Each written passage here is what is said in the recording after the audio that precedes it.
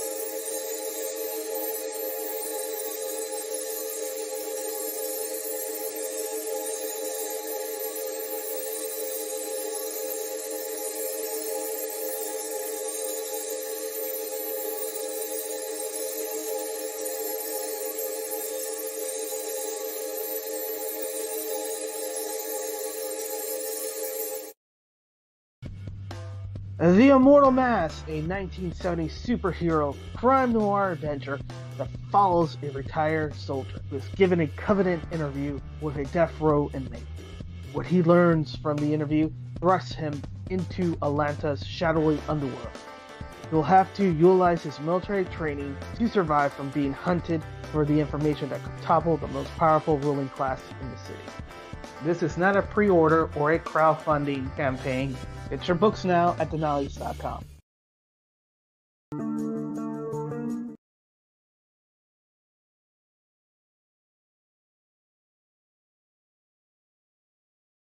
"25 seconds to curtain, folks."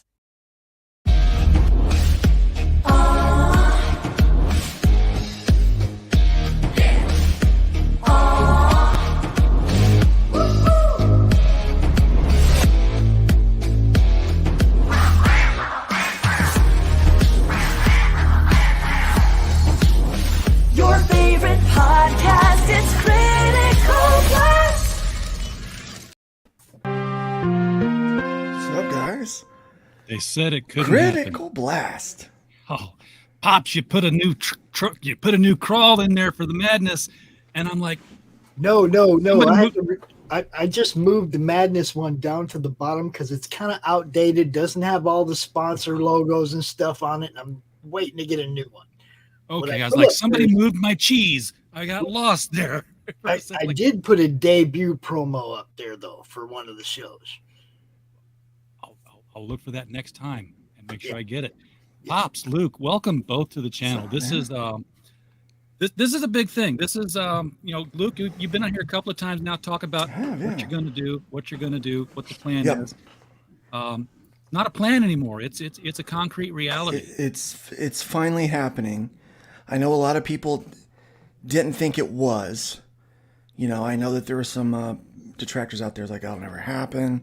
It's another grift. It's a this. It's a that." Well, say what you're going to. Proof is in the pudding. Yeah. So how many? We got a website. Yeah, there's a website, and I'm putting it in the banner right here. But how many days you been up and running now? We decided to do a soft launch because we were working with Surrendum, and Surrendum's kept giving us some hard launch dates and then couldn't deliver. And so we decided behind the scenes, while working with Surrendum, it's like, okay, well, if they miss one more date, we talked with another developer and said, this is what we want. We know that you have the white label code already established, and these are the things that we want. Can you get us running?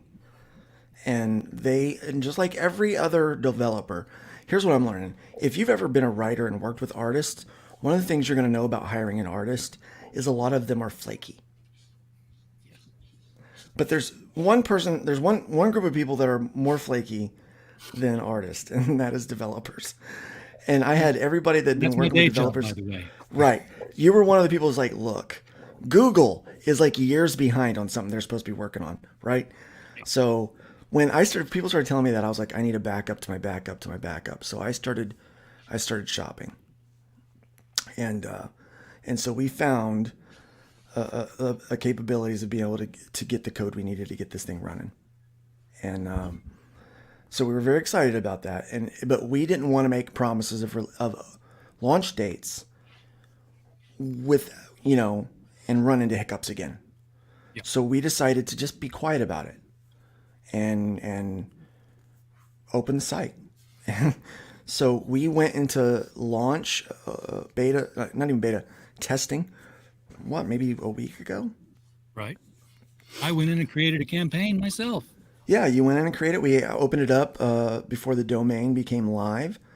And we said, just get in there and kick the tires and see what's going on.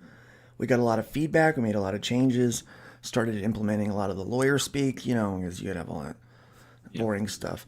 There's a reason why people don't build crowdfunding websites, because it's a real pain in the butt, man.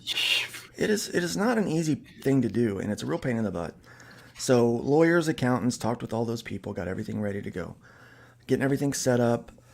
And so then we ran testing. We tested the transactions. We tested everything, made sure everything was working.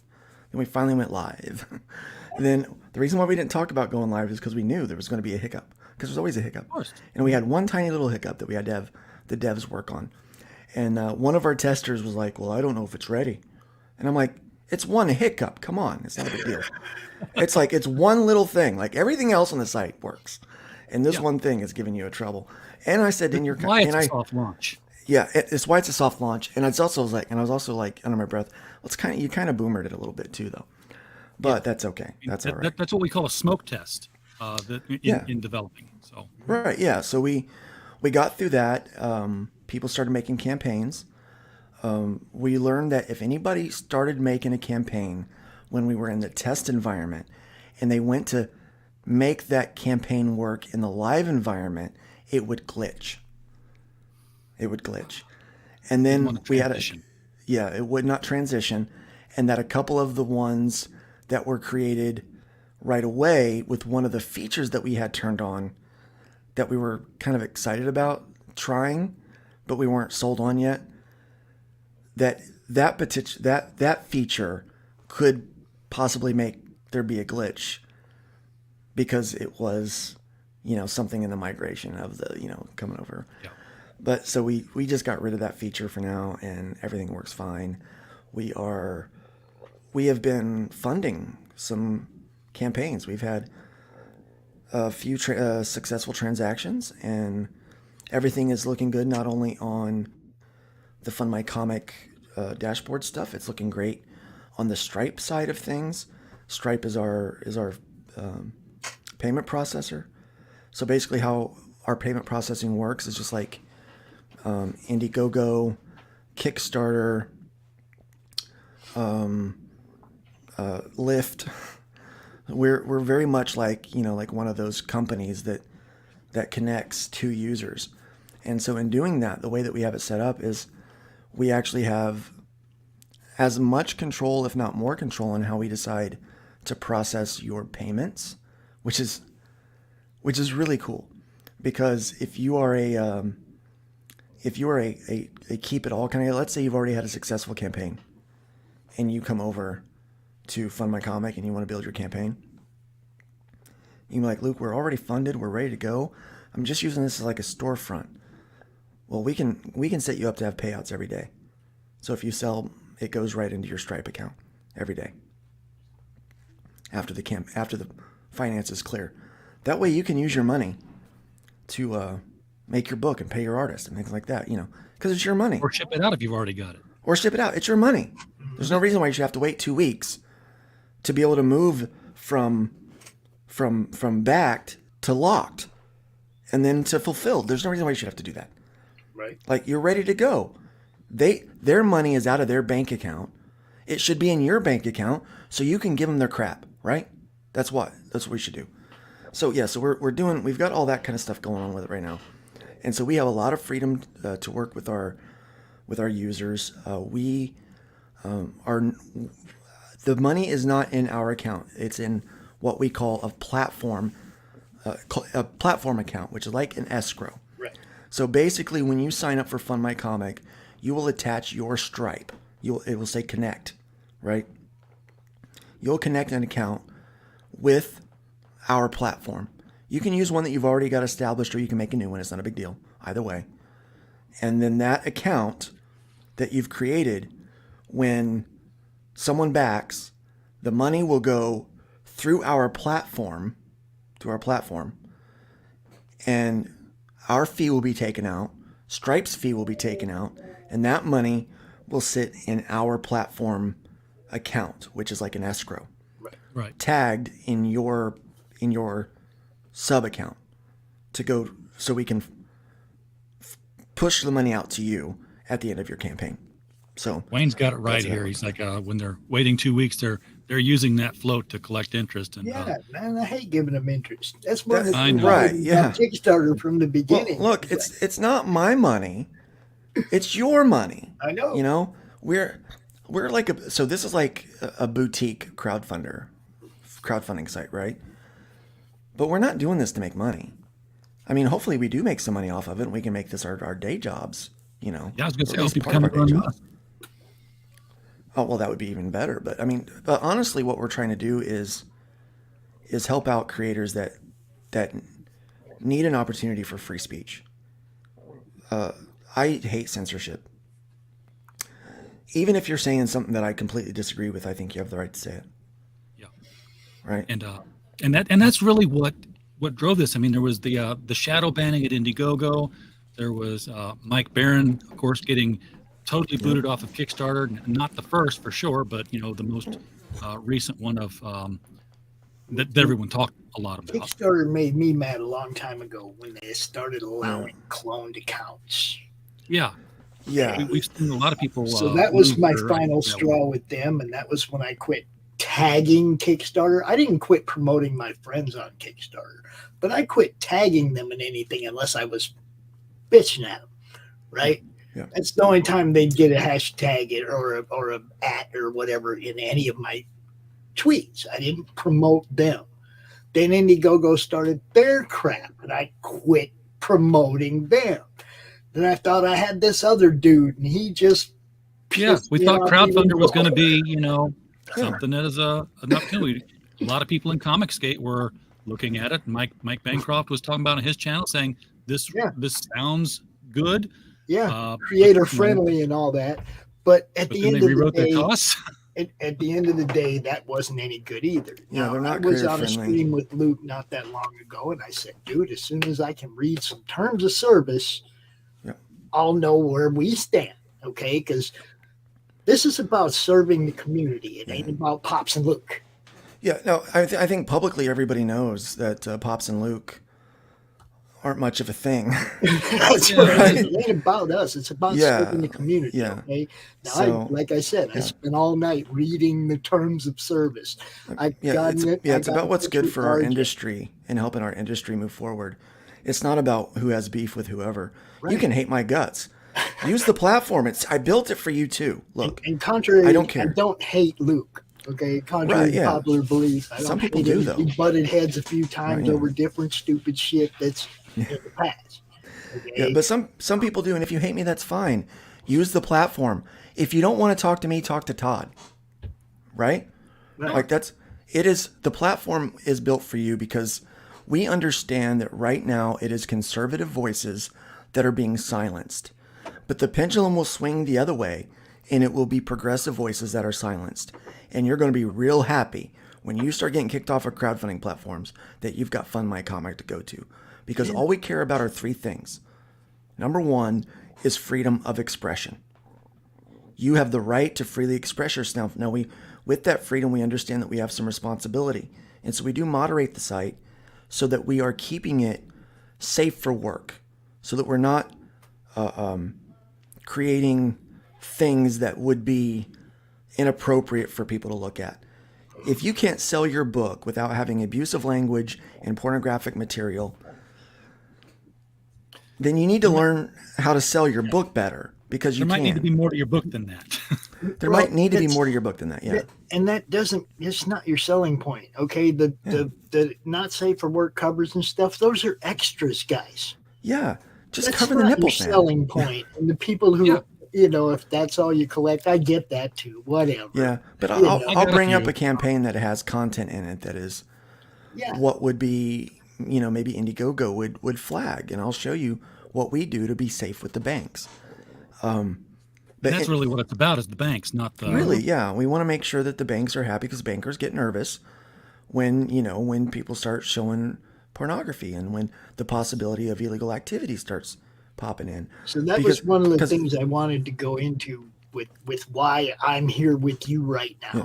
Okay, you guys, anybody that saw the thing with David, I was all about your approval process is not an approval process. And that's the same with Indiegogo and the same with Kickstarter. They don't approve your, they don't look at your thing and say, okay, that's good, you're good to go forever. They look at your thing, okay, you're good, but then if somebody complains or if they see something later in your video or something, they can take you down, flag you, whatever, shadow banning, whatever. Contrary-wise, if you complain and you happen to be a friend of Kickstarter, they may lead you up. The thing I liked about what I heard talking, okay, so I talked to RJ the other night after reading the whole term of service, and I got this question, I got that question. Me and RJ talked for hours, okay? Yes, we did. You know, some of those questions, I would love to even address some of those. Well, I mean, because if you had them, everyone's going to have them, right? Well, no, they were just legalese stuff, okay? And then when I looked at the other ones, I realized, oh, they all got the same stupid shit, okay? But they don't have an approval process. That was what they made don't it have different. a true approval process. And what Luke's doing is creating a true approval process where once your campaign is up, it's going to stay on it. The biggest part of our staff is and will probably always be campaign admins. And what the campaign admins do is they work with campaign managers to make sure that their campaigns are ready for launch. If you make it through the approval process. I've already worked with one creator, and I said, this isn't ready to present yet. And they went back and they made the changes, and now it's up. It's live. Yeah. Now it's ready. They put the information in that they needed. They've got everything is in place. It looks good. The thing that needed to be pointed out, though, is it won't come down. Okay. No, that's what I was getting to. Yeah. Yeah. If you want to make edits, those will be approved as well. You won't be able to go in back door and change shit afterwards and think you're getting by. No. You can't get by with that stuff. We see it. Yeah. This is the kind of site we want. One that your campaign's not going to come down. Just be cool. Well, once you've been approved and we give you the thumbs up, if somebody comes and complains because they don't like the content or it's somehow controversial or offensive, well, kick rocks, man. There's a lot of things you can do. How about you don't back them and you back somebody else? Yeah, how about that? Look at a different book. That's why we have Todd deal with those, because he's nicer about it than I am. But quite honestly, I don't care. It's like, look, they're not breaking a law. If you're not breaking a law, now if somebody comes and says, look, they are grooming children in the interior of their book, they've got child pornography in their book, well, we're gonna evaluate that better, because we're not going to allow you to break laws with our platform. We can't do that. If you do that, they will shut us down, and they can shut us down. You know, we ain't gonna promote that kind of crap anyway. No, we're not. No, this is for people that want to make good comic books. And that's why the toss says, hey, we can knock you down without any reason. It's not because hey, somebody called us up and we don't want to deal with it. We're just going to knock you off because, we don't deal with that. It's because of that. The toss is always written for that one crazy person that can twist a company around if there's not a rule. Yeah. And in this case, if somebody's doing something illegal and the government says, hey, this guy's laundering money by way of a crowdfunder. Well, then Luke takes the campaign down, but he can't go tell the guy, hey, the government's investigating you for money laundering. That's why we took your campaign down. That's why they have to have the right to Our lawyers were very specific that we had to have certain pieces of language in there. Yeah. And that was one of them that we have to do that. But that's also why we put in there a criteria list. So at the bottom of the site, you can go down and visit, and it says campaign criteria. It will give you a list of what we're looking for. And if your campaign has this or doesn't have that, then you're probably not going to meet the approval process. Yeah. But for us, if it's not illegal and it's been approved, then it's freedom. Then you're good. Because you should have freedom of expression. But with every freedom, we have responsibility. So we've put all the things in place for that responsibility. And then we want to give you the fierce, I'm fiercely independent is what my wife tells me. And so we put that as one of our pillars, fierce independence. Because we want you to be able to run your business the way that you want to. It's on my desk, Luke. All the time. There you go. All the time. This video is so hot that it set off Jason's smoke detector. Just saying, guys. Right. What's funny is, Jason's been getting notified about all of the stuff that I'm on. So here's the thing. We know that with Kickstarter, campaigns cause phone calls and get kicked off. We know with Indiegogo, people will contact them and say, hey, this is this person's a bad person. We definitely know with Crowdfunder that, a couple of phone calls is all it takes and your campaign disappears. Yeah. Or a whole group of people disappears. Yeah. Well, they self-evicted after that. But have you received any pushback yet? No. Other than, questions about how things work. No questions. I've had people, I think that are upset that, not that this exists, but that I'm the one that did it. I don't care who did. I just wanted somebody to do it. Well, I think some people wish that they would have done it. Like, well, I had an idea to do that, but then do it. Then do it, right? Look, if the opportunity was right, I did it. I've had some complaints.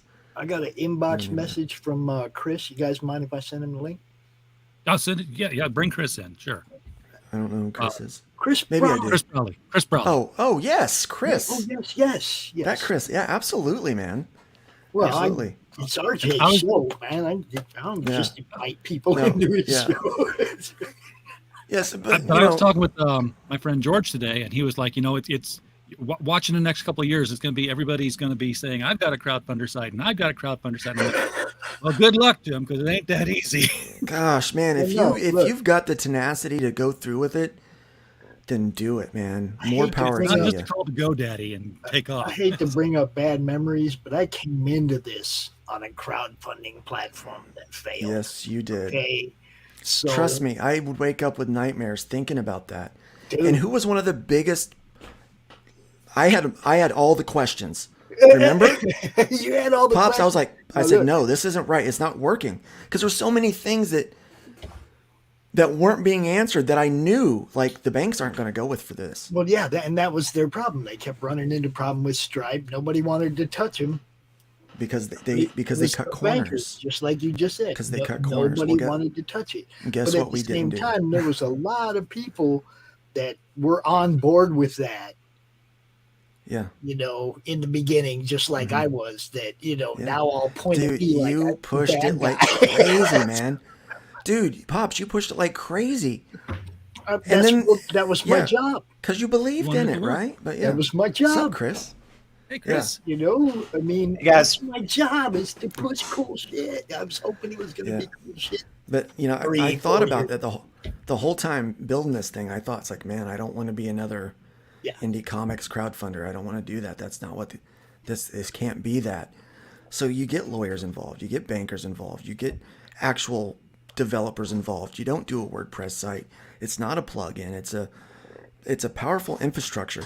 Let me tell you about this infrastructure. When you go to our domain, that domain is routed to a to a set of servers, and inside that set of servers, it bounces you around to a couple different things before you get to our website, so that it's harder to track and hack. So you can't hack our site. Like we've got security, so that you can't just tag and figure out like what's going on in our system. If you were to test the IP trail, it's like, oh well, it goes here and then it bounces around in there. I'm like, yeah, it bounces around in our servers, so that you're gonna have a hell of a time trying to hack it. And so we knew that we couldn't just have like some run-of-the-mill thing where we were beholden to Amazon, that we were on their servers, because Amazon is politically driven in a lot of cases. We had to find somebody that wasn't. What site was it now? Because that's how Parler. Yeah. Parler, exactly. Disappeared. Yeah. They just disappeared it. And of course, Stripe has disappeared people too. So that's the only chink in the armor, I guess. That's I our want to ask only you a couple chink in the things, armor. Luke, about the site from someone who's run a campaign on 3 other platforms. Yeah. Well, first of all, of Kickstarter and Indiegogo, you've used Kickstarter, right? Or have you used both platforms? I've used them both. Okay. Actually, I even started a crowdfunder. Okay. Didn't wind up using it though. Yeah. Which of the platforms do you prefer from the back end? There's some good on both of them, honestly. Mm-hmm. But I do prefer Indiegogo's back end, I think, in the long run. Yeah, I do too. That's the one I really prefer.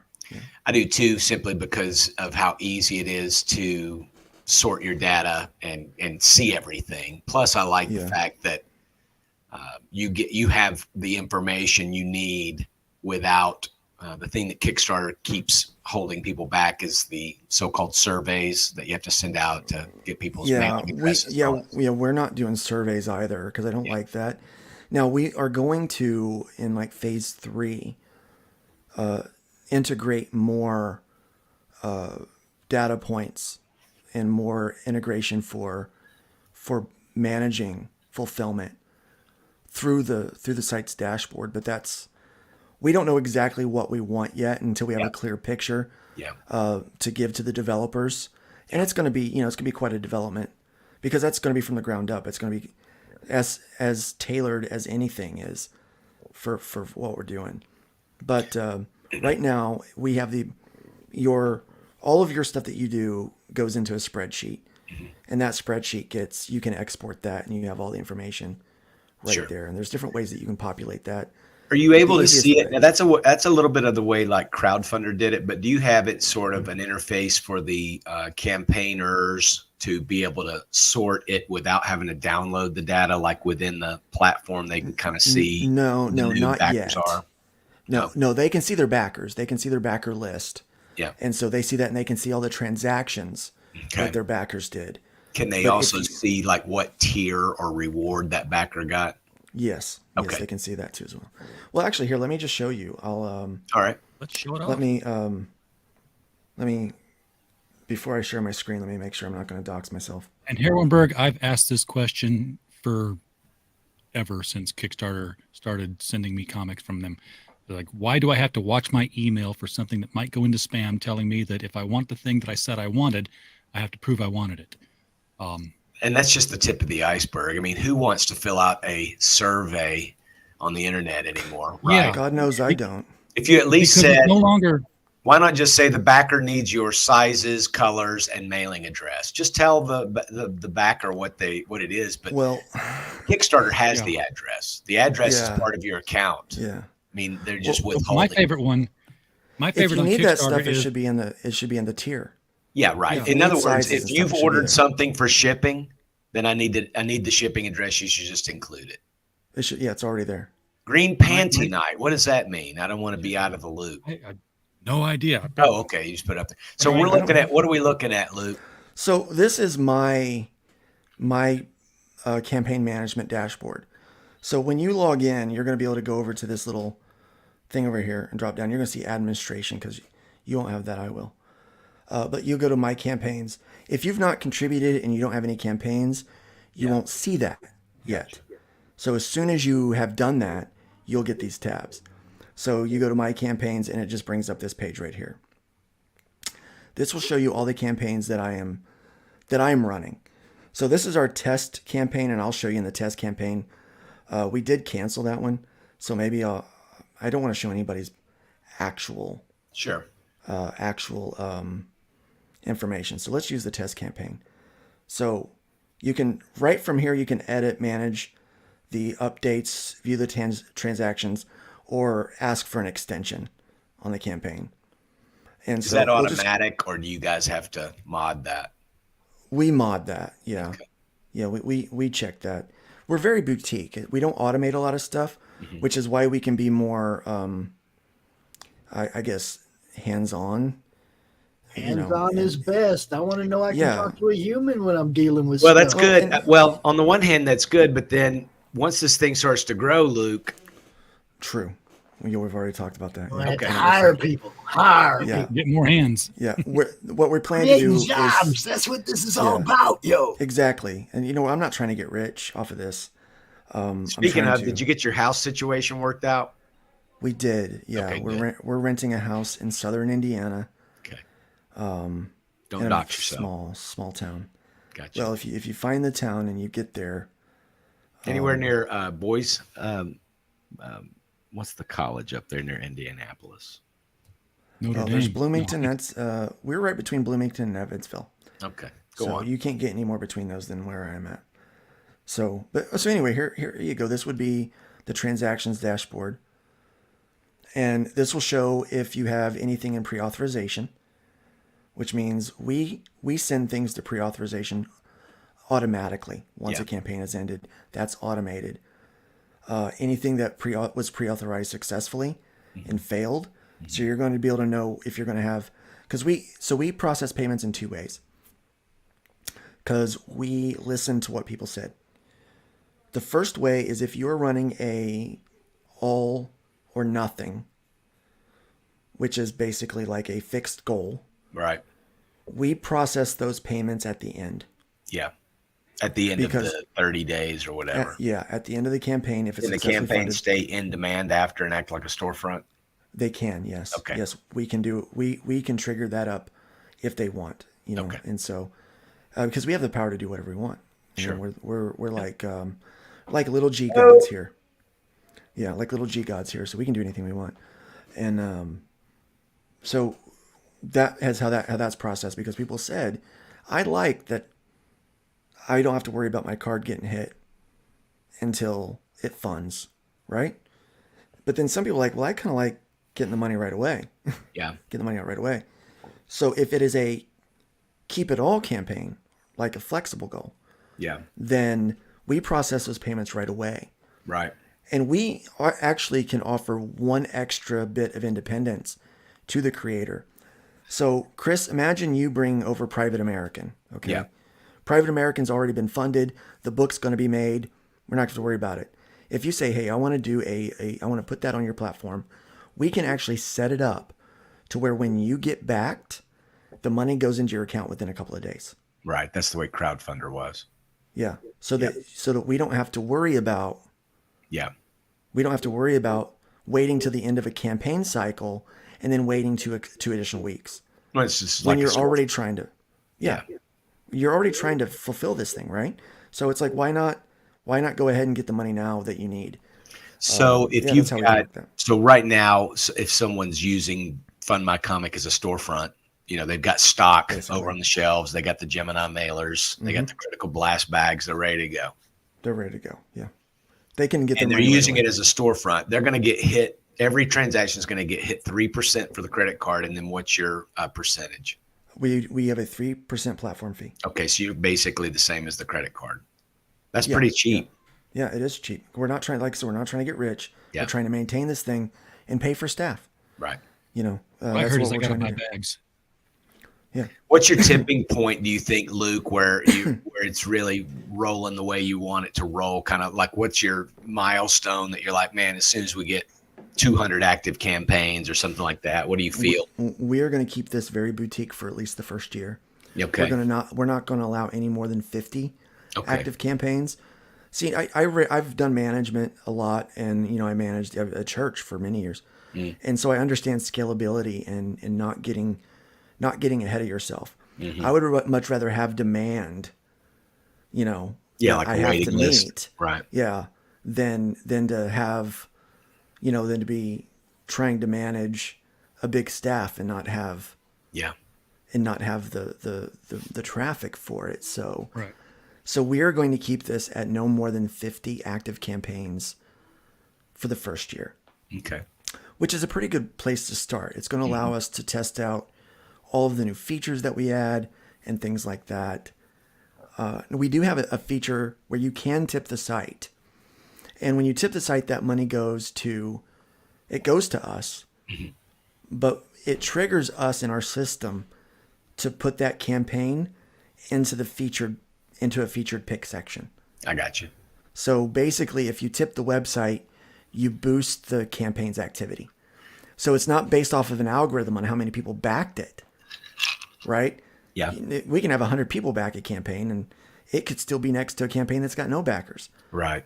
But if they tip you, it could put you up in the pick, because algorithms, they hurt the little guys way more than they help the big guys.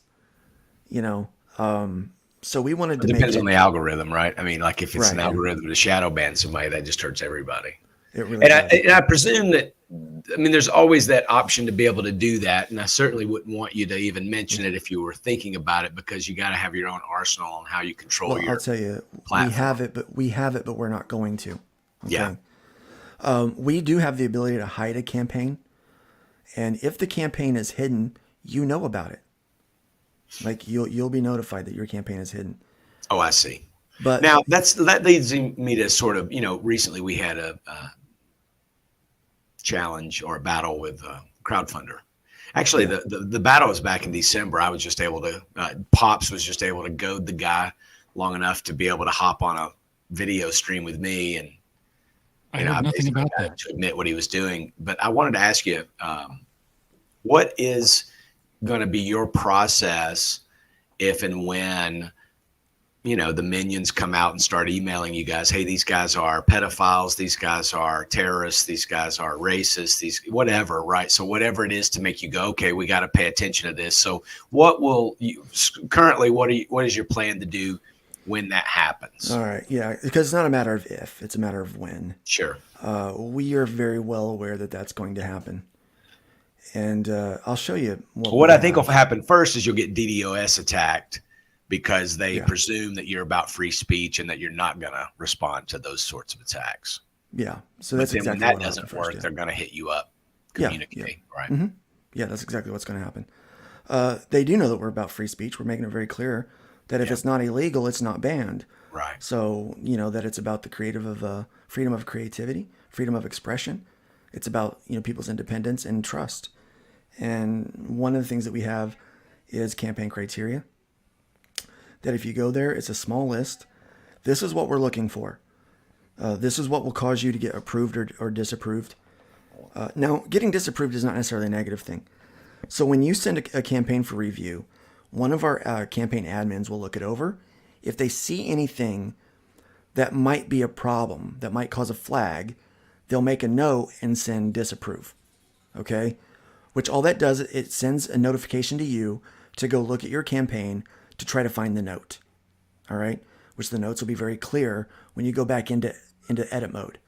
So when you go back to edit, at the top of the page that the note exists, you'll see it right away. Yeah. Okay? So sometimes that's to help a new creator that hasn't really done a great job building their campaign. Sure. Yeah. And we want to help them, make it look better so that they have a better chance of success, because we want people to be successful in this business. And then in other cases, it will be that, something needs to be addressed. And so let me show you one of those examples of where something would need to be addressed. And you're going to be able to see kind of a lot of campaigns that we have in the build phase right now. Here is a campaign that is approved. Here's a neat feature that you might like. Once you've gotten your campaign built and approved, it's visible, but you can't back it. Mm-hmm. So you can actually create your own external link to put up here for your mailing lists, so people can join your mailing list. And they can do that on Fund My Comic. They can sign up for the mailing list. Well, they've signed up for it right here. It's actually not through. We don't handle your mailing list. Okay. Because we don't want your emails. We don't need your emails. How do they interface then on the website to the mailing list? Well, right here is your website links. Gotcha. Up here at the top, you put like your external mail client that you would use for like, let's say MailChimp, because it's free. Mm-hmm. You can do a free MailChimp. You put your link here, or to your website that you want to send people to collect your mailing list.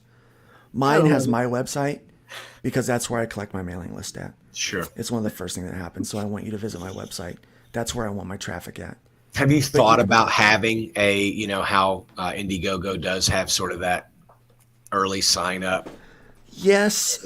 We've thought about possibly integrating that in the future. Yeah. But I wanted to try this out because I like this idea. So people can go to you can give them your link and they can go to your campaign and they can look through it. So they can see what's there. I do like that. I do also understand the value of having a landing page before the campaign's ready to see, but I can sign up and be notified. Mm-hmm. So is there a communication, like, can I do an update on the campaign? Once we've hit our goal, will all backers be notified? Blah, blah, blah, blah. Yes, you can create updates up here. And will the backers get a notification via email that something's happened? Backers will, but the way that we typically, most of that use Indiegogo, we normally collect the emails, take that CSV file, and we import those into our mail client. Yeah. And then we send out the notification that our campaign's going live. Now you're saying we as a campaigner, right? Yeah, we, like me and you as people that make campaigns. That's what we do, right? But like, for instance, today, let me just give you an example, all right? Sure. So we've got, I don't know, 1,400 backers on Private American. Mm-hmm. And I haven't updated in about 5 weeks. And I try to at least do it once every couple of weeks, but so much sturm and drang has happened over the last few weeks that I was waiting to announce some good news, and it was nothing but fights, like, Fight Club news. Yeah. And so today I posted an update that announced who our legal representative is. It's kind of a heavy hitter. It announced that our colors and letters are all done, and now I'm dealing with the art department at the printer, just getting the files ready. And I announced that we're on track, and our Twitter account had been reinstated, by the way, also. So a lot of crazy stuff happened. And to me, it's easier just to post that update on my Facebook. Oh, not my Facebook. I mean, I did post it on Facebook and Twitter, but I also posted it as a blog sort of update on Indiegogo. And everyone that's backed gets that notification, as well as everybody that signed up early. They get that notification too. Like if they signed up and they didn't back yet, now's sort of their last chance to do it. Yeah. No, we haven't integrated early signups yet. We will do that, but you can post an update to anyone that backs, so all of your backers. All right. Now, back to my original question, and I don't want to hoard this because this is Luke. You're coming out party, baby. No, you're a creator, man. Proud of you. I love this. I love that you're asking these questions. Well, so going back to that original question, I don't know if you quite answered it yet. Okay, I did see the approved, disapproved list, right? Yeah. But what if it is sort of just wait a minute, these guys might actually be Chinese terrorists doing something I didn't know about. Okay, let's just say it's legit, whatever, right? But you get a few emails where there's some information. What do you guys do next? I presume, let me tell you what I would presume you would do, or what I would prefer that you would do, is you put the campaign on hold, maybe, pause it, whatever, then reach out to that campaigner and say, hey, we've been getting this. Could you please comment on it so that we, can lower the DEFCON level? It's almost like you're in our meetings. I don't know what's going on here. Okay. Yes, we have the ability to pause a campaign instead of cancel it. Yeah. And we just paused the campaign and reached out to the creator. Said, look, we've gotten a lot. Most emails we're just going to ignore. You know, it's like, look, you don't like the guy. I should hope so. Yeah, I should hope so. Yeah. You don't like the guy, back something else. You don't have to back Right. this guy. Right. You know, go find something else to buy. Cancel culture is always looking for a scalp, though. Yeah. I mean, it pretty much depends on who's making the complaint, I would guess. I mean, you know, if, Sally Bluehair emails you and says, hey, look what this guy posted on Twitter where he said something about communists, maybe not all that bad on paper. Maybe you shouldn't have his campaign up. Versus, he's got the freedom in this this is country to agents say that. From the FBI. Right. Or hey, what if it's Luke? What if it's, hey, this guy's using artwork that he hasn't paid me for? We pause it right away. Yeah. We pause it right away. It's I suspect it's the same process. Yeah, it's a pause, but then you reach out to the campaigner. Yeah, we mediate that to find out really what's behind that. It's like, did you pay for it? Can you prove you paid for it? You know, it's like, hey, right. saying, In other words, you do engage them. I will say this: crowdfunders sent that email and told us what we were in violation of, and I responded, "Hey, wait a minute, this is what's happening here."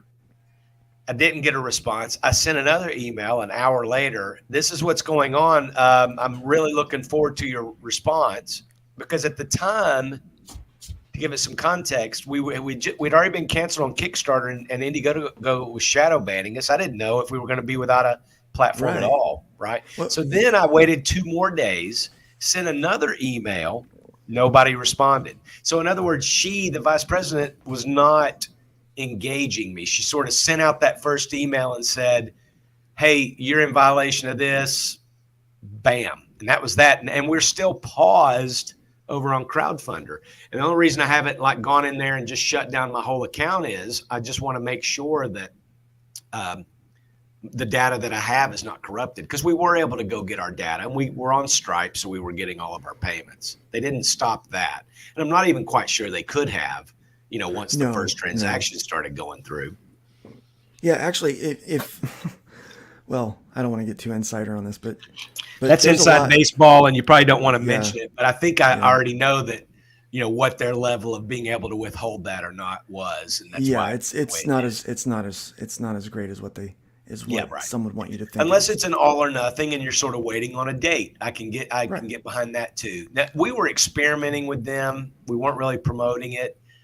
But it was an interesting experience that, to say the least, notwithstanding the way it wound up, it was an interesting experience just dealing with a different platform. And the question I asked earlier, I think I like Indiegogo better than Kickstarter. I love the way the back end is. I didn't see that comment. But Chris, didn't I back it on Crowdfunder, and for some reason my payment wouldn't go through? Yes, and that's something that, I'm glad you brought that up, Pops, because Luke, you said something about if a transaction failed. Thanks, Mike. Appreciate you reading Bleeding Fool there. Excellent. The mic stand. Oh, yeah, I've heard of the mic stand. Okay. When you said a transaction failed or something failed to process or whatever, I asked about that because 1 or 2 happened, and they said, well, you'll have to reach out to the backer. Right. Mm-hmm. And didn't really see, and I'm only saying this for your own edification or education, is they didn't really sort of say, here's the process, or here's why that happened, or here's why we can't rerun the transaction for you. It was kind of vague. They were just kind of like, well, you'll have to, you understand what I mean? In other words, I understand that you're kind of doing this is a new boutique. Chris, I'm telling you, there's no way that I have more ability to see what's going on with transactions than they do. Yeah. There's no way. My bankers and my lawyers are good, but they're not that good. Well, that's what I wanted to say is, in other words, would you or Stripe notify that backer that your transaction failed, try again, or something like that? They know why. We actually had someone try back in a campaign. Yeah. And they messaged us in our Discord that they were not able to do the transaction. Yeah. And then I went and I checked, and what they did is they messaged us before they checked their email. Because Stripe told them why they got rejected, why their transaction didn't go through. So Here's it's like, a decent question. so we can see that, yeah. about the approval process. George has a good question here in the chat, and Right, that says, how do you approve something that is not even a finished product? And I think the nuance there is that you're not approving the product, you're approving the campaign. Yeah, we are approving the campaign, and we're making sure that you're communicating where you're at in the process. Like Doc Quasar is live right now. It's not a finished book yet, but it is being worked on. And he hadn't put in some of those bits of information that would have satisfied me as a backer to know. So we let him know. Like all of our campaign administrators know what to look for, right? So send him a note.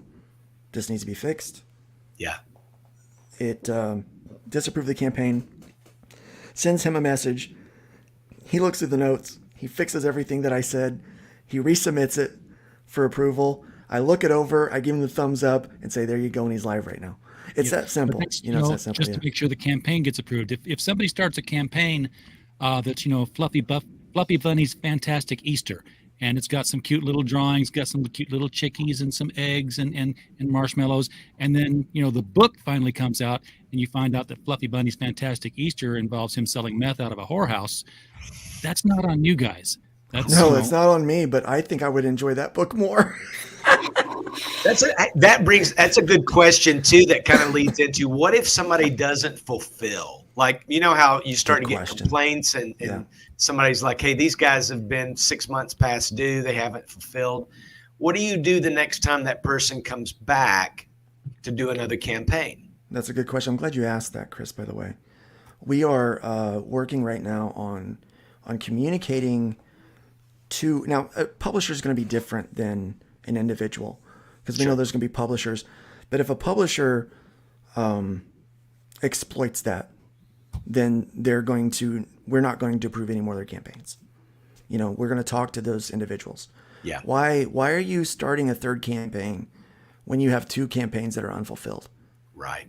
Like, why would you do that? Like, what are you trying to do? And if they can't satisfy the answer, then we're not going to approve their campaign. Not because we're trying to gatekeep, but because we're trying to maintain trust with the backers and with everybody else on the site. Not to do it.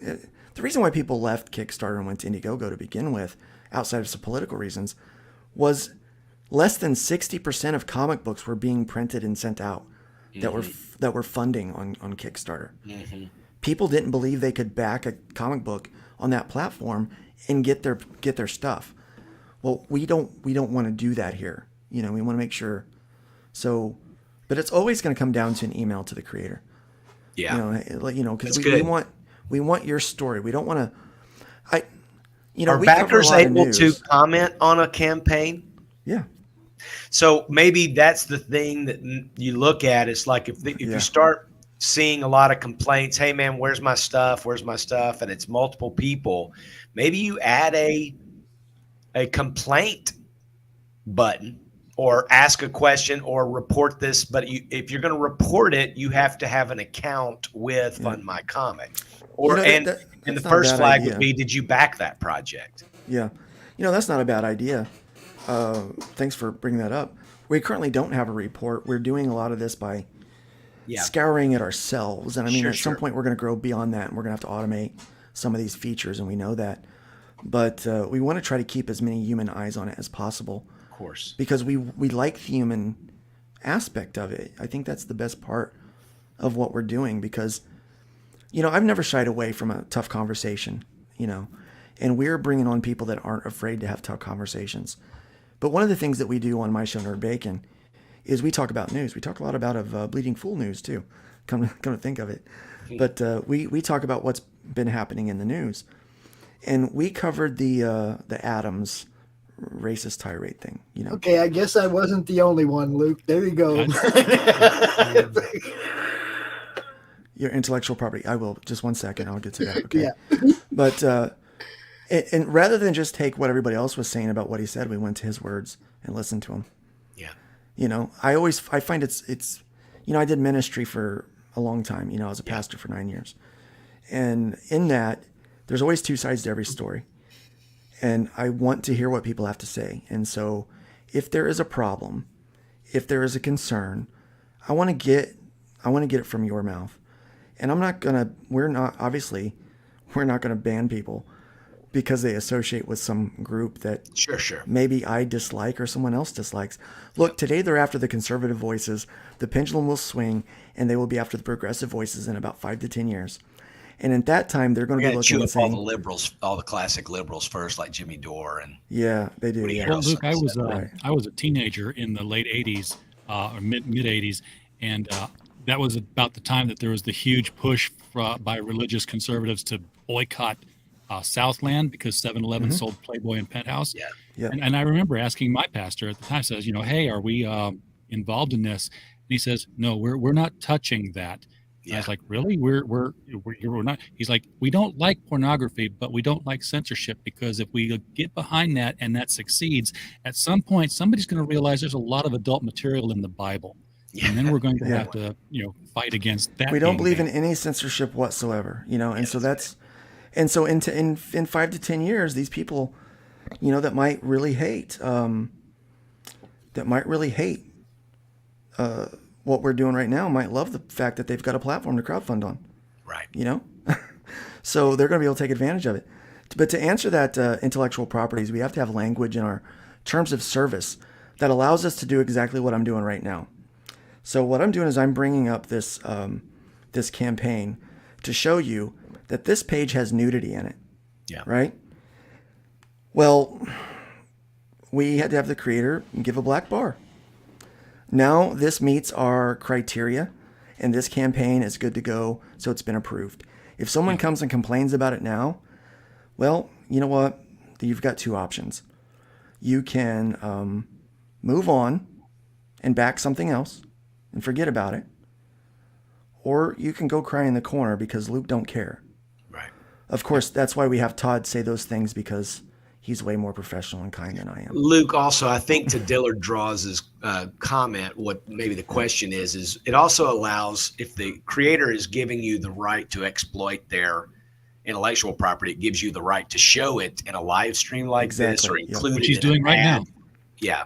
Yeah, which I'm doing right now. Right. And so otherwise, a creator could get pissed off at you and sue you or make you go remove it all and blah, blah, blah. And it also, even if that creator has a dispute with their artist or somebody on their team that tries to file something, you're not liable because you've been showing it and using it to promote Fund My Comic.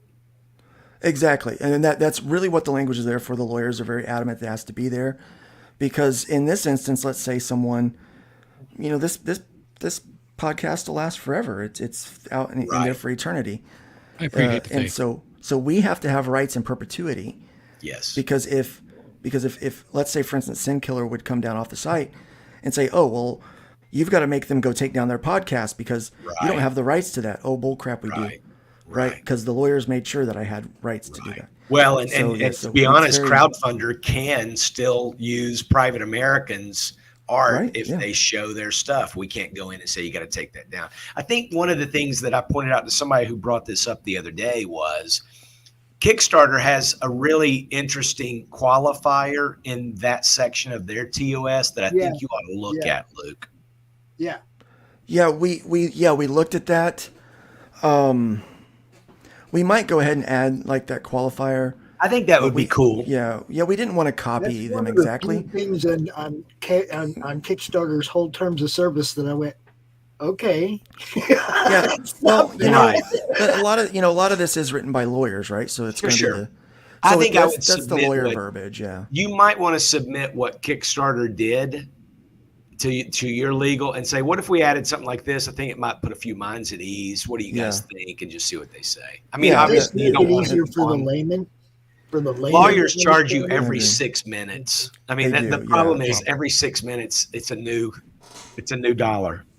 Yeah, and so they can work on 3 things in 6 minutes and charge 6 minutes across the board to all of them. That's right. Which is why they get birthday cakes with 116 candles on it if they, get counted by their billable hours. Hey, listen, I hate to come in and go fast. Luke, I'm proud of you. I'm glad you're making this happen. We are definitely looking into it for an upcoming campaign. So we promoted it at the end of the article I saw that. about Thank the you very crowdfunder much. thing. So I wish you the best, and I do appreciate you demonstrating some transparency, coming out here, having a struggle session with Pops, dealing with this is RJ. Not been a struggle, man. I know. This tongue in cheek, guys. Give me a break. Yeah. But I'm wishing. He's like, you let me well. troll you for a second, guys. Come on, man. It, right. But love you guys. Appreciate it. Keep checking out bleedingfull.com and go check out Fund My Comic. Thanks, everybody. I'll talk to you soon, RJ. See you, Chris. Nice to see you. Yes. But, that's one of the things we want to do is make sure we're maintaining transparency with everybody. I don't have anything to hide. You only start lying and hiding stuff when you have, when you're being dishonest. When you're being honest, you don't have anything to hide whatsoever. So yeah. That's what we're going to continue to maintain. And if you ever see Luke not being 100% transparent on something, it's probably because there's guys with handcuffs somewhere close by. It's like, Luke, why'd you take down that campaign? I don't really want to talk about that. Yeah. That's what I said. I get criminal activity, shit like that. Okay, but we all know Mike Barron ain't out there killing anybody. He's not killing anybody. He's not breaking any laws. I mean? Like I said, if it's not illegal, it's allowed. I mean, come on, it's freedom here, man.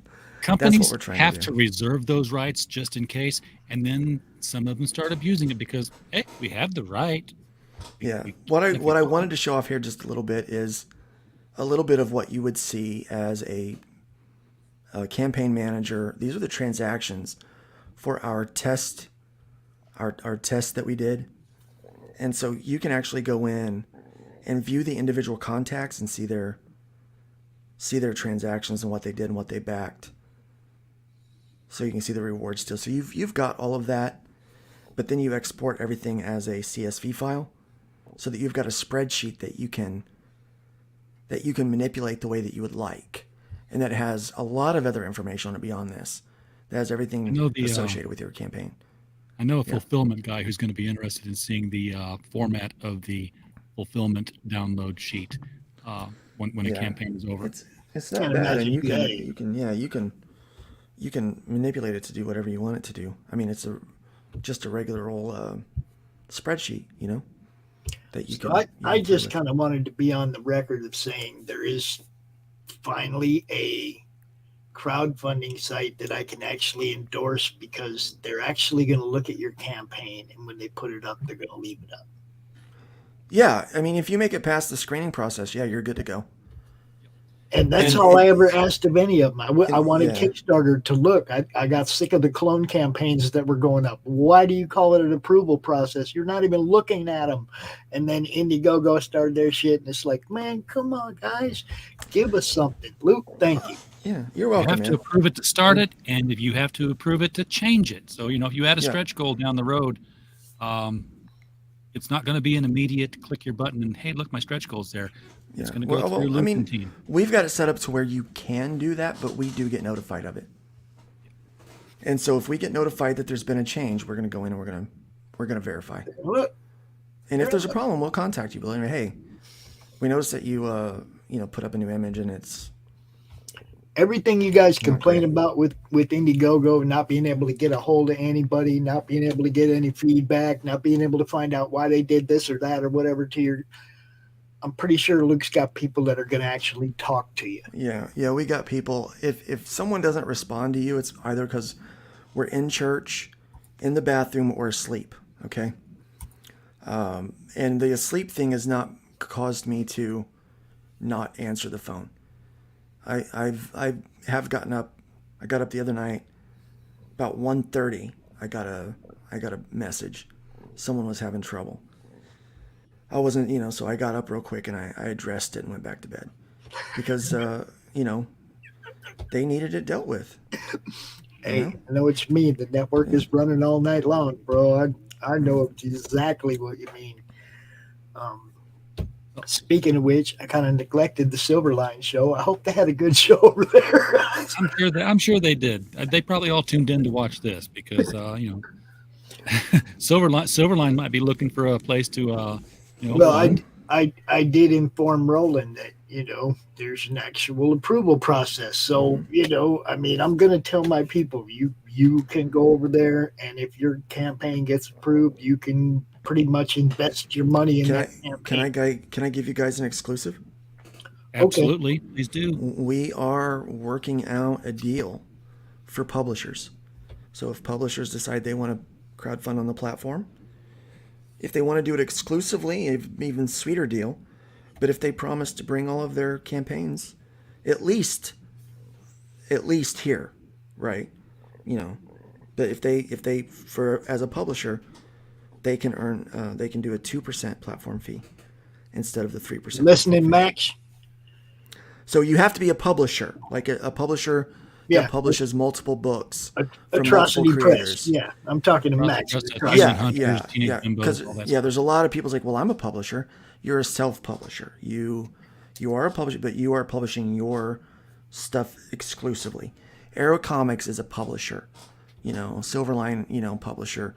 We're talking about if you're a publishing house and you're responsible for multiple titles that are not your own, like your own personal IP. That's what we're talking about. See, like Luke couldn't get the discount. Like if I brought over and I'm going to do everything Luke Stone Studios and I do all these books, I wouldn't qualify for that because I'm not a publisher. You know, I might self-publish, but I'm not a publishing entity. Yep. So if you're out there and you have, and the reason why we're wanting to do that is because we know how hard it is for you guys, and we know how expensive it is for you guys. So, because you have the opportunity to bring us some traffic, and we can take care of your payment processing for you. We're offering for a limited time. The deal won't last forever. The deal won't last forever, to be entirely transparent. But if you're out there and you're like, hey, I want to get in on this beta and be a part of that, we can get you in and get you hooked up with a 2% platform fee. So reach out to me if you're a publisher. Very cool. Yep. Is there anything that's not on Fund My Comic yet as a feature that is coming down the road and you're like, guys, if you only knew? Yes. Okay. So the first thing that we're going to be implementing is a shopping cart feature. So what you can do right now is you can only choose one tier, and that one reward tier, and then do your contribution. But what we're going to do very soon, the very first thing we're going to install, is a shopping cart feature where you can choose multiple tiers, and it will populate those into a little shopping cart icon. So I don't have to back this, complete the process, then go in and back the next one and complete the process. I can say, give me this, give me this. Can I quantify? Yeah. Can I up the quantities on them? Yes. Yeah. Yeah. You'll be able to do all of that. You'll be able to do all of that on. It won't reduce shipping yet. So what we'll have to do right away is give people we can create a coupon code for multiple shipped items, and do that. And so there's a lot of things that we can do. How is it easily bypassed unless you have a whole bunch? You got to have a bunch of books that aren't yours. That's not easy to bypass. That is not easy to bypass, especially since I've got a great BS meter after all the crap I've been through. It has to go through a human to approve it, not a checkbox. Yeah, this is all being looked at by humans. The default platform fee is 3%. In order for that percentage to be adjusted, I have to do it. Like, I'm not even gonna lie. Like, it's Todd or I have to do it. Like, that's the only two people that have access to do that right now. Now, you mentioned the shopping cart for multiple tiers. Stippling Vaughn's got a great question here. It's like, so multiple campaigns can be backed at the same time. No. How's that? Not the same. No. Not multiple campaigns, because it's still a transaction to their account. Yeah, you'd start commingling things. Separate payments. Yeah. It'd be like it's just like you can't buy Best Buy stuff at Walmart. Right. If you want to buy something at Best Buy, you have to check out at Best Buy. Yeah. If you want to buy something at Walmart, you have to check out at Walmart. Right. Maybe to make it a little bit more visually clear, because I actually know an older couple who got arrested for trying this, not knowing that they couldn't. You can't go to the mall and walk out of the record store into the clothing store and not pay until you get to the door, kind of thing. You have to pay at each store. Yeah, you have to pay at each store. Yeah, that's how that works. It's it's simple once you kind of get the idea. We would love to be able to do it the other way around, but it's the complexities of crowdfunding in that manner. There's no way to do that. Yeah, that would be a coding nightmare. I'm already. Can you imagine if you went to Walmart and they got the Subway at the Walmart, and as you're checking out at Walmart, you order your sub? I've actually seen places where that you can do that. You can say, "Hey, putting my order in for that thing over there while I'm here." It didn't last very long because it was complicated. Yeah, too complicated. All right, well. Oh, they can just have one book that's not theirs. That's not gonna. That's not what he said. He said, yeah, that's not what I'm saying. I said, you be a publishing house. Again, you're not going to BS me. Just like if someone wants to come and try to complain about your campaign and say that you're a Nazi, and I know that you're not a Nazi, I'm going to tell you to kick rocks. I'm going to say, look, I appreciate you trying. That's why I'm getting behind this, George, because they actually got people looking at it. That's what I'm out here talking about. That's why what I'm saying. It's not. We've got human critical thinkers working on this. And for that matter, if somebody calls up and says you're a Nazi, and you are a Nazi, but there's nothing in your book that's illegal, or you're not breaking the law by being a Nazi. Sad, but you're allowed to be one in this country. You have the right to be wrong. Yeah, everybody has the right to be wrong. I'm like, well, they're not breaking the law.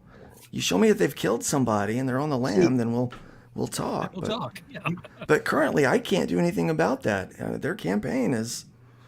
You guys see me go after David like a dog, like Chris said. Pops, you're like a dog with a bone. You just keep going. It's like, look, you don't think that I dissected everything about Lucas thing before I came out here and said I'll put my name on it? I'll fucking endorse it. Come on, man. And you guys know RJ I dissected this thing. And what's funny is the attitude I have out here is the same attitude I have back in the behind the scenes, isn't it, RJ? Yes. It's like, I don't care. Like, complain, whatever you want. I'm like, get behind it. Don't get behind it. I love it if you do. But if you're not going to, that's okay too. I can't make that choice for you. I'd love for you to. It's much better for Pops and I to work together on this, spreading the word, than it is for us to be against each other. RJ knows I'm just as passionate about wanting something like you're building to send my friends to. He'll tell you that's the whole reason look.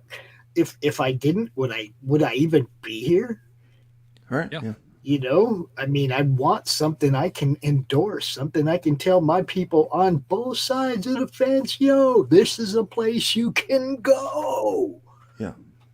Come on, man. Well, and here's one of the critiques that we've gotten a lot, and I'll say this, is, well, Indiegogo and Kickstarter, they have traffic. They have an audience already, and you don't really have an audience, Luke. I'm like, well, you're absolutely right. You're absolutely right. Okay. But with Indiegogo, they're hiding you from their audience. Okay. And if all of us use this, or even if some of us use this, and we bring our audience here, and I bring my audience here, Pops brings his audience here, and Soltac brings their audience here, and let's say, Mike Baron brings his audience here. Guess what? We start to build up a pretty damn good audience, right? And now you're not getting an audience that might be larger, but they might be looking, I don't know, for toilet accessories, some kind of gadget, that's crowdfunding. That when people visit fundmycomic.com, they're looking for something in the geek world, comic books and games. Yes. That's what they want. This is your audience. So it might be a smaller audience. It might be a niche audience, but it's probably an audience that's going to be more active in wanting to buy what you got. Audience. I think what George is getting to here is that you're going to have to get the lawyers involved again and actually have language that defines specifically and explicitly what will be the definition of a publishing house. You can't just say, yeah, I think you're a publishing house because you've done this and this, and no, I don't think you're quite a publishing house yet because you've only done this and this. Well, my definition right now, like if you were to ask, like, Luke, what are you looking at? People that have 3 or more active books that they're publishing that they're not the writers on. That they're not the writers of. Like, they're a publisher. Like, I'm not a publisher. Randy Zimmerman is a publisher. He's got an LLC. Even though he writes some of the books. Even though he writes some of the books, he's the publisher, right? So there's a difference between someone who is publishing and someone who is a publisher. That's his business, right? We need to see your business. Like, but it would probably still be a good idea to you. get language in the toss that so that somebody doesn't try to argue the point later on and say, but you said, and I am. If you're a registered business with a publishing and you've got 3 or more books that you produce, I don't even care if you write all 3 of them. As long as you're a registered company, you've got an LLC or better. Okay. And you're a company. You've got to be a company. It can't be like, hey, I'm Dr. Pepper Can Publishing. Yeah?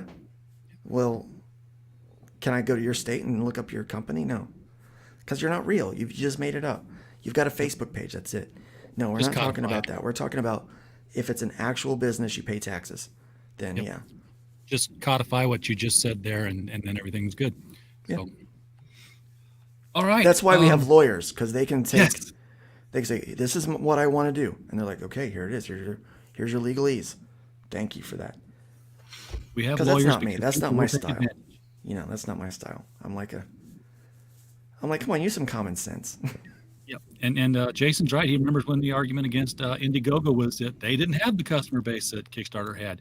Well, now they have a customer base. So, and I know people are going to wait, to find out how this works and see, that and I get that, results. There's of course there is. I mean, and that's why right now we're offering these people a special deal to bring in their publishing groups.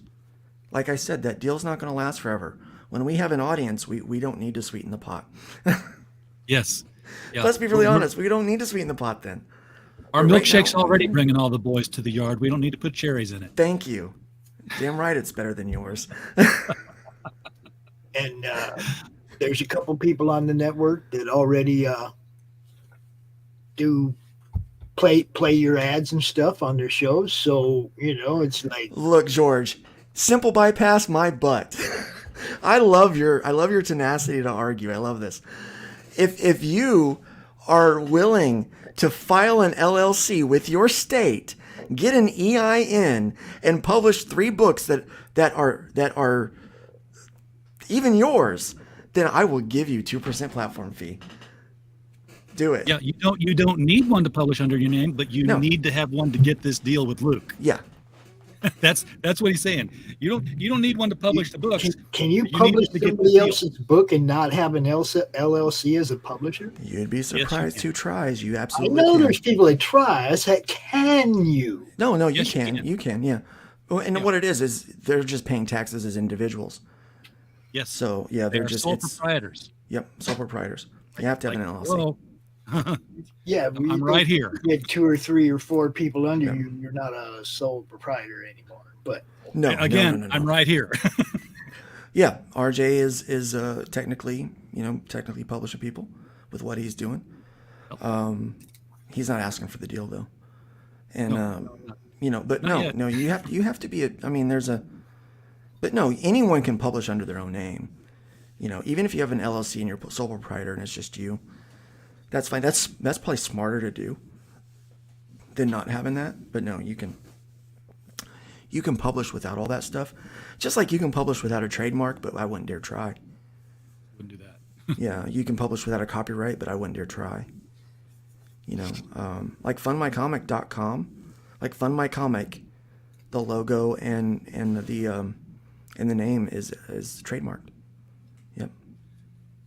That's a whole other discussion. I'm telling you, man. I did my homework on this. I think that's why I'm like, and I'm kind of solid. I'm always a little sharp with people. No, my words, George, were that you can't get the deal. That's that you can't bypass and just get 2% off the platform fee. Get 2% platform fee instead of 3. He's already been bypassing on your platform for 32 years. Yeah, he's got his own website, so he's already selling direct. You ain't got no stake in this game, George. Come on. All right, with that, I'm just going to ignore those comments now. I've learned my lesson. BlackDiamondEffect.com. Come on, that's So this website started when I was 10 years old.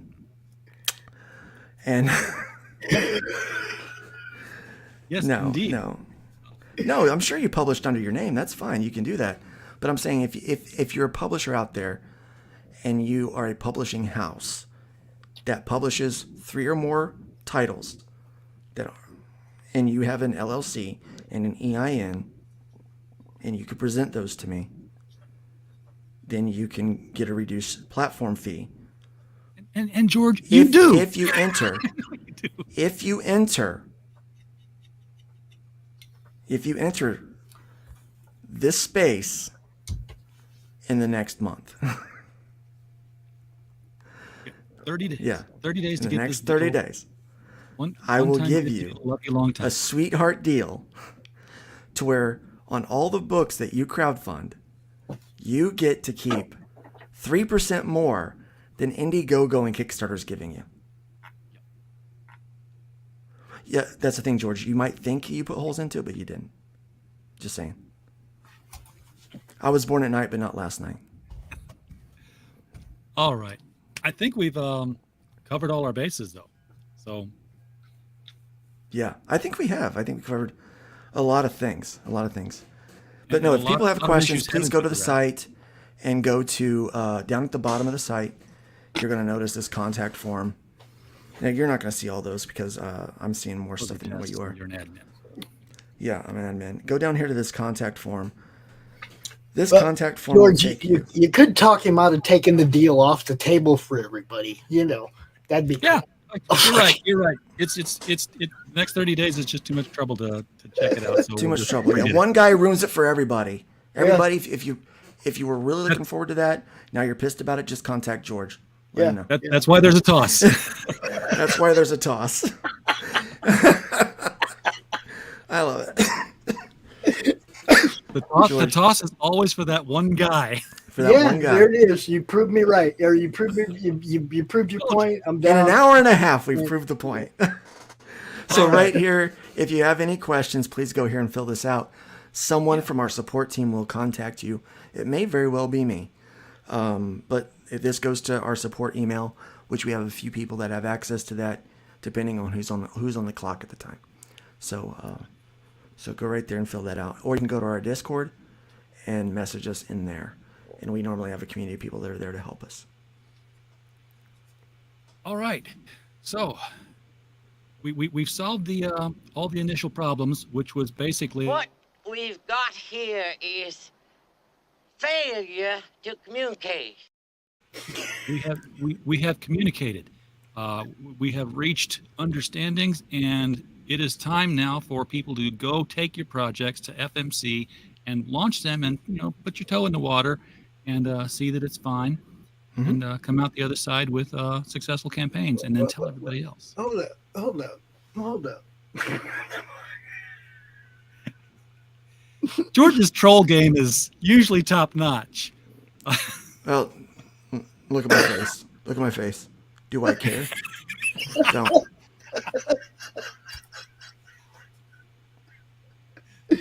Okay. I'm gonna. I have thought about it, George, and you have to pay 5% now. All right, there you go. How do you like that, George? My troll game's good too. Yeah. I know you're giving. Look, I know what you're trying to say. And it's not going to work. But so guys like Aaron Lopresti, Grim Nolan, of course, they don't fall into that, right? Right? They don't fall into that. They're self-publishers, yeah. They're self-publishers. Are they going to use the site? Maybe. If they want to, they can. But if they decide, But again, I can do what I want. But I'm offering a deal to people right now that are small publishers that publish 3 or more titles that are not their own. Because I know there's a lot of them out there. It's just a discount deal. It's a discount for jumping on early. Yeah. It's the same discount deal that you have on a retailer tier where they validate to your retailer that you own a comic store. Yeah. Comcast always been giving a deal to the noobs, man. Come on, you people have been here and been loyal forever. You don't get shit. Those noobs, they get a deal. And I'm trying to help those guys out. I'm trying to help these guys out that are doing multiple You know, they're out there trying to hustle multiple books for their creators. They're helping other people. Luke's Yeah, trying to help you. I and get by it. them bringing their audience to our platform, it's going to help anyone that uses it. You guys should be glad that they come. You got my support, Luke. And use it, man. Yeah. Mine too. So, guys, productive meeting. Thank you so much for coming together on this and doing it on my channel because we had people watching. So, with that, I'm going to wrap it up. Everyone in the chat, thank you for being here tonight, participating. We don't have a show without you. We're just podcast falling in the woods otherwise. And as always, while you were here, we just hope you had a blast. Good night.